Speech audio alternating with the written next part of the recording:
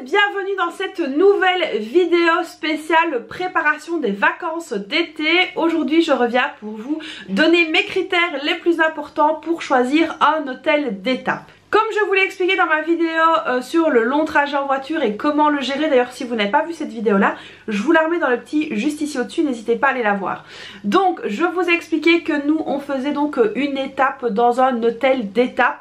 Alors c'est pas un étape hôtel hein, parce qu'il y a aussi cette filière là, mais c'est pas ça, enfin pas spécialement. Et donc du coup j'ai plusieurs critères pour choisir cet hôtel là parce que je suis quand même assez exigeante. Alors ce qu'il faut savoir c'est que nous on prend donc le bateau à Marseille et que du coup on essaye de dormir pas trop loin.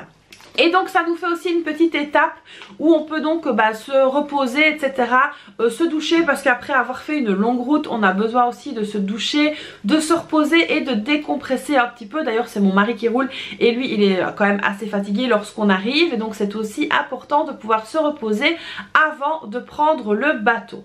Alors j'ai ici réuni mes 8 critères qui sont pour moi les plus importants pour choisir un hôtel d'étape et donc du coup je me suis dit que ce serait pas mal de vous les partager. Alors on ne va pas systématiquement dans le même hôtel à chaque fois mais on a toujours les mêmes critères. Alors le premier critère évidemment c'est donc d'avoir dans cet hôtel un parking fermé. Alors ce qu'il faut savoir c'est que lorsqu'on part en vacances en règle générale la voiture est bondée. Donc c'est vrai qu'un parking fermé, attention qu'il soit compris dans le prix de l'hôtel parce que nous ça nous est déjà arrivé de prendre un hôtel comme ça d'étape et en fait le parking était en supplément et donc du coup c'était vraiment la galère parce que du coup on s'est retrouvé à payer quasiment 20 € pour passer la nuit dans le parking alors que l'hôtel était juste au-dessus mais le parking était payant. Donc du coup regardez bien d'avoir donc un parking fermé et qu'il soit compris dans le prix de la nuitée d'hôtel. Ça c'est très important, au moins votre voiture elle sera donc en sécurité. En règle générale, moi les hôtels que je prends, les parkings sont surveillés par caméra etc. Et à partir d'une certaine heure, la barrière est fermée donc on ne peut plus rentrer et sortir etc.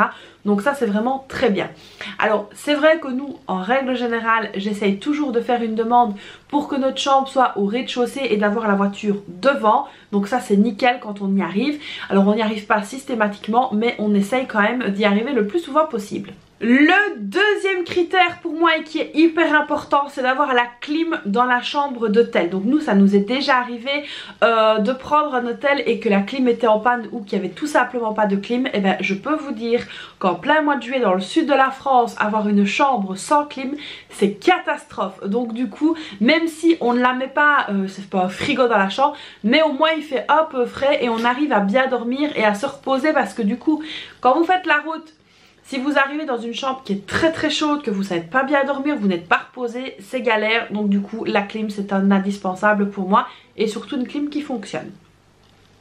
Le troisième critère qui est très important aussi, ça va être la situation de l'hôtel. Alors il faut pour moi que ce soit assez proche des commerces. Alors quand je dis des commerces, c'est qu'il y ait un supermarché aux alentours, que ce ne soit pas non plus trop loin des différents petits restaurants etc. Donc moi ce que je fais c'est que je check via Google Earth ou un truc comme ça. Je check pour voir s'il y a une pizzeria aux alentours, un snack ou quelque chose pour qu'on puisse manger. Mais surtout d'avoir un supermarché à côté, et ça c'est très important parce que moi je refais les courses pour pouvoir reprendre le bateau. Donc ça c'est vraiment hyper important aussi. Donc on avait pris une année, c'était un hôtel Ibis Budget à Marseille et en fait juste en dessous il y avait un Lidl, donc ça c'était vraiment le top. On avait fait toutes nos courses au Lidl. Alors malheureusement les snacks etc étaient un petit peu loin, il fallait reprendre la voiture mais c'était quand même à côté le Lidl, on savait aller à pied et je me rappelle très bien qu'au final on n'est pas ressorti, on a pris une petite salade qu'on a mangée dans la chambre d'hôtel et c'était vraiment très bien aussi. Ensuite la quatrième chose que je regarde ça va être la situation par rapport à l'arrivée. Alors ça c'est un critère que je ne regardais pas avant et que je regarde maintenant. Pourquoi? Parce qu'en fait je vous explique. Avant on prenait donc ce fameux Ibis là dont je viens de vous parler. Il était donc à l'autre bout de Marseille. Sauf que nous pour aller prendre le bateau il fallait lorsqu'on se levait le matin faire tout Marseille pour pouvoir retourner au port. Sauf que là maintenant on prend un hôtel qui est donc un petit peu avant Marseille. Comme ça du coup on sort de l'autoroute, on a notre hôtel, on remonte sur l'autoroute, on arrive au port. Donc ça c'est vraiment parfait, la situation est vraiment très bien.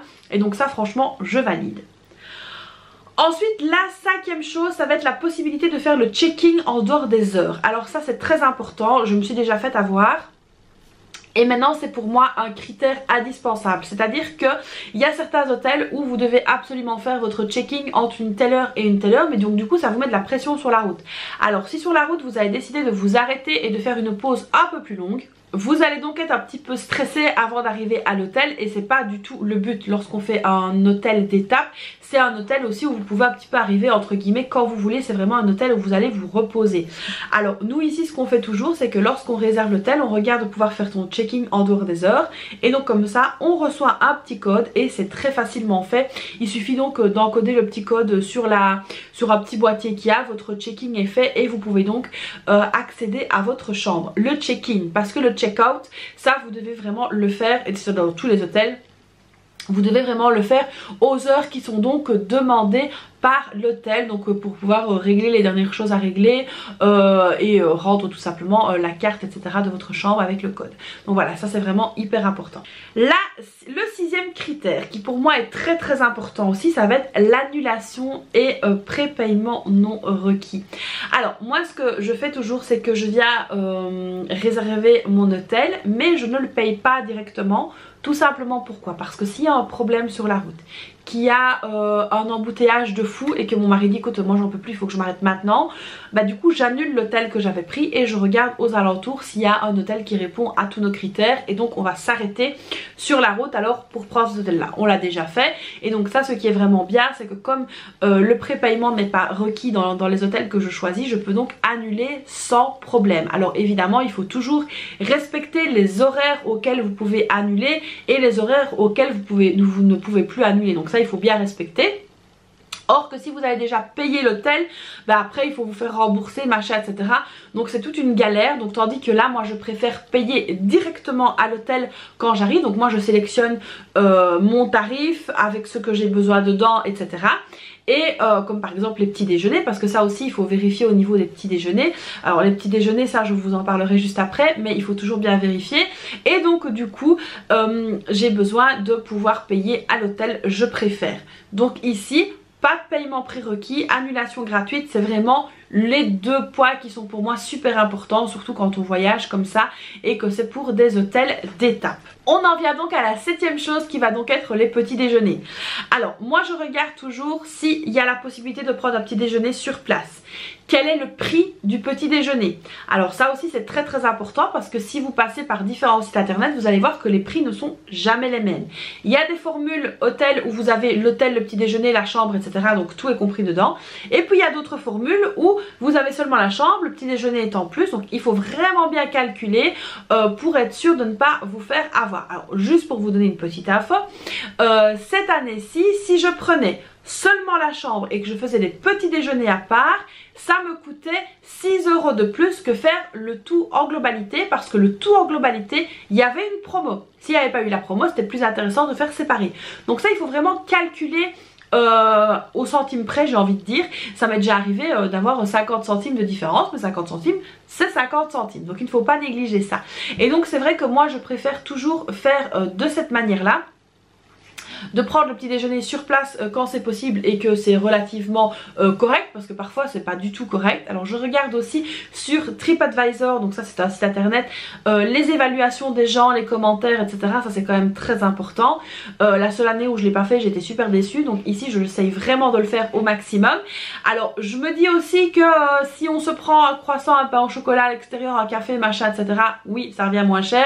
Mais le problème c'est que quand on se lève comme ça après une bonne nuit, qu'on a fait la route etc, on n'a pas franchement envie de partir à la recherche d'un café et d'un croissant. On a plutôt envie de se poser, d'avoir tout à disposition et ça c'est le meilleur. Donc nous on se cale bien avec un super petit déj avant d'attaquer la nouvelle journée, parce qu'on a quand même un fameux voyage à faire. Le huitième et dernier critère c'est donc de pouvoir prendre un hôtel où je peux jouer avec mon cashback. Alors vous savez que je suis une fan de cashback, je fais du cashback pour quasiment tout. Pour moi c'est hyper important de pouvoir récupérer sur mes achats. Lorsque je fais donc ma réservation sur le site de l'hôtel en question que je vais prendre, j'active donc mon cashback eBay Club et donc j'active le cashback, comme ça je sais que lorsque j'aurai payé à l'hôtel ça se déduira automatiquement et je pourrai donc profiter de mon cashback. Donc ça c'est hyper important de faire ce petit jeu entre guillemets pour pouvoir récupérer des sous via donc eBay Club. Alors pareil si vous faites des Airbnb, pareil si vous allez sur Last Minute Voyage, un truc comme ça, tout ça aussi. Donc ça c'est vraiment hyper intéressant de pouvoir profiter et cumuler du cashback. Donc moi s'il n'y a pas de cashback je réserve pas dans cet hôtel là parce que du coup je me dis que je pourrais quand même avoir une super offre sur un autre site. Alors ce qui est aussi important, et ça j'en ai pas parlé dans les critères, c'est le prix. On va pas non plus aller réserver une nuit à 450 €, c'est pas du tout le but. Donc moi ici ce que je me dis toujours c'est que j'ai un maximum d'argent donné pour cette étape avec les petits déjeuners etc. Je me fixe un budget et j'essaye vraiment de ne pas le dépasser parce que au-delà de cette réservation d'hôtel il y a aussi le repas du soir etc. Donc il faut quand même penser à pas mal de choses. Donc tout cumulé ça peut revenir, ça peut être un coût quand même très élevé. Alors faites aussi très attention si vous voyez qu'il y a des hôtels par exemple avec piscine etc. Vérifiez toujours bien qu'il n'y a pas de date pour les piscines et d'horaire parce que je suis déjà tombée dans un hôtel d'étape où je me suis dit ah bah chouette les filles pour aller dans la piscine et qu'au final bah, quand on est arrivé la piscine était fermée et lors de notre départ le matin la piscine n'était pas ouverte donc j'ai payé ça pour rien du tout. Donc vérifiez aussi ça. Donc c'est important si vous mettez un petit peu plus cher pour avoir une piscine d'avoir bien accès à cette piscine. Donc vérifiez toujours bien et vérifiez aussi que la piscine est en fonction sur les avis TripAdvisor parce que c'est vrai que bien souvent quand ce sont des petits hôtels comme ça où les gens passent une nuit ils passent pas toujours leur temps à remplir la piscine, donc toujours à vérifier, c'est très important. Donc voilà ici pour mes critères moi pour un étape hôtel. Alors évidemment j'espère que ça vous aura plu.